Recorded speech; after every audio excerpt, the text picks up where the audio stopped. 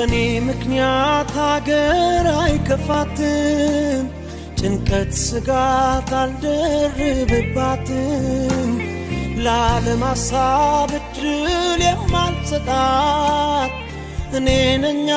ታዛዥ መልካም ወጣት በእኛ ምክንያት ሀገር አይከፋትም ጭንቀት ስጋት አልደርብባትም